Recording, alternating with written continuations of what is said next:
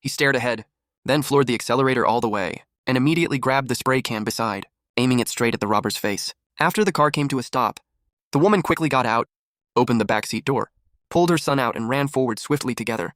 But before they could run far, the robber had already recovered, chasing after them closely.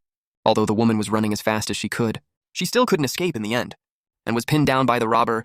To stop the woman from trying any more tricks, the robber decided to drive himself.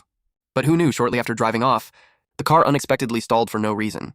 Though the fuel gauge clearly showed half a tank of gas, the woman told him the car was out of fuel because this malfunction had persisted for many years. But she, being a single mother, had no financial means to repair it. Furthermore, the woman said she could barely even afford to refuel. Seeing how pitiful the woman was, the robber had no choice but to drive into a nearby gas station. He got out of the car alone to refuel. Seeing an opportunity arise, the woman quietly told her son to fake needing to use the bathroom. "Get in the car. Lorraine, Chad has to go to the bathroom. Hey buddy, come on out." The moment the boy stepped out of the car, the robber deliberately threatened him with words, telling him to go quickly and come back, saying that her mother was still in his hands. Although the boy readily agreed, when he turned to leave, he happened to spot a teacher nearby, leading many students who were also here to relieve themselves. So the boy, taking advantage of the distraction, quietly blended into their crowd and climbed onto the bus with them. By the time the robber sensed something wrong, the bus had already started and driven away. What's more, the boy made an international gesture at him through the window. This infuriated the robber, but because there were so many people on their side, the robber didn't dare to recklessly chase after the boy.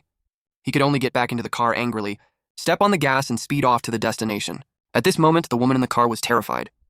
She could only desperately beg the robber to let her go, promising that she wouldn't say a word about what happened. Who would have thought that his move also completely enraged the robber? He then made a sharp turn, pulling the car over to the side of the road. "Come on, Lorraine. You don't trust me. You're going in the fucking trunk." "You're going in the trunk? Going in the fucking trunk? That's expect us.